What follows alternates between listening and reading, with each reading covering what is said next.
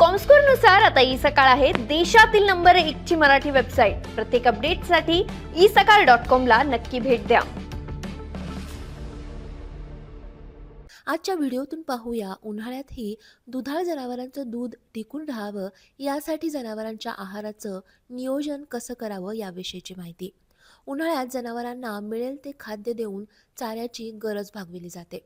हिरव्या चाऱ्याच्या टंचाईमुळे जनावरांच्या खाद्यामध्ये अचानक बदल केले जातात, त्यामुळे जनावरांचं रवंथ करण्याचं प्रमाण कमी होतं।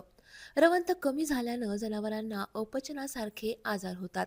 चारा खाण्याचं प्रमाण कमी होऊन दूध उत्पादनात घट दिसून येते। उन्हाळ्यात जनावरांवर जगण्यासाठी आवश्यक त्याच शरीरक्रियांचा ताण असतो, त्यामुळे जनावरांची प्रजननाची क्रिया मंदावलेली असते। त्यामुळे या काळात जनावरे माजावर येण्याचं प्रमाणही कमी होतं। अशा परिस्थितीत जनावराला शरीरक्रिया सुरळीत चालू ठेवण्यासाठी अतिरिक्त ऊर्जायुक्त आहार दिल्यास असा आहार शरीर वाढीसाठी आणि दूध उत्पादन वाढीसाठी वापरला जातो। मग जनावरांना कोणता ऊर्जायुक्त आहार पुरवायचा?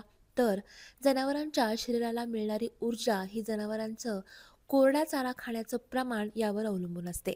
त्यामुळे उन्हाळ्यात जनावरांचं कोरडा चारा खाण्याचं प्रमाण उत्तम राहण्यासाठी वारंवार त्यांना थोडा थोडा चारा खाण्यासाठी द्यावा। उच्च प्रतीच्या चारा पिकांचा त्यांच्या आहारात समावेश करावा।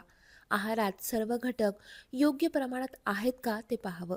चारा खाण्याचं प्रमाण कमी असल्यास आहारातील पोषण तत्वांची घनता वाढवावी। आहारातील पोषण तत्वांची घनता वाढवल्यामुळे कमी चाऱ्यातून जनावरांना शारीरिक गरजेनुसार पोषण तत्वे उपलब्ध होतात। जनावरांना दिवसाच्या थंड वेळी चारा खाण्यासाठी द्यावा। चारा शक्यतो कुट्टी करूनच द्यावा। जनावरांच्या आहारात फक्त वाळलेला चारा न वापरता हिरवा आणि वाळलेला असा दोन्ही प्रकारचा चारा मिसळून द्यावा। उन्हाळ्यात आहारातील चाऱ्याचं प्रमाण कमी ठेवून पशुखाद्य किंवा खुराक वाढवून देणं हा सर्वसाधारण पर्याय आहे। यामुळे आहारातील तंतुमय पदार्थांचं प्रमाण कमी असल्यामुळे शुष्क पदार्थ खाण्याच्या प्रमाणात वाढ होईल। मात्र कधीकधी असं केल्यामुळे दुधातील फॅटचं प्रमाण घटण्याची शक्यता असते। त्यामुळे उन्हाळ्यात आहारातील ऊर्जेची घनता वाढविण्यासाठी स्निग्ध पदार्थांचा किंवा बायपास फॅटचा वापर करावा। असा बदल केल्यामुळे 1 ते 1.5 लिटरपर्यंत दूध उत्पादन वाढल्याचं दिसून येतं। याशिवाय जनावरांच्या शरीरावरील उष्णतेचा ताणही कमी होण्यास मदत होते। रवंथ करणाऱ्या जनावरांच्या आहारात स्निग्ध पदार्थांचा अतिवापर झाल्यास त्याचे दुष्परिणामही जाणवतात। यामध्ये तंतुमय पदार्थांची पचनक्रिया कमी होणं, कोठीपोटातील जीवजंतूंना विषबाधा होणं, पचलेलं अन्न शोषण्यात अडथळा येणं असे दुष्परिणाम दिसून येतात। म्हणून बायपास फॅटचा वापर अतिशय उपयोगी पडतो। जनावरांच्या आहारात 5 ते 7% जास्त तेलबियांच्या पेंडींचा म्हणजेच फॅटयुक्त पदार्थांचा वापर करू नये।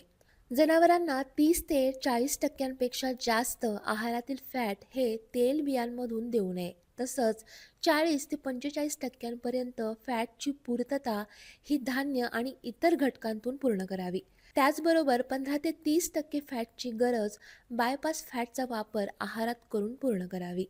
जनावरांच्या आहारात अशा प्रकारे बदल केल्यास उन्हाळ्यामध्ये वाढलेल्या तापमानाचे जनावरांच्या आरोग्यावरील विपरीत परिणाम टाळता येतात आणि त्यांचं दूधही टिकवून ठेवता येतं।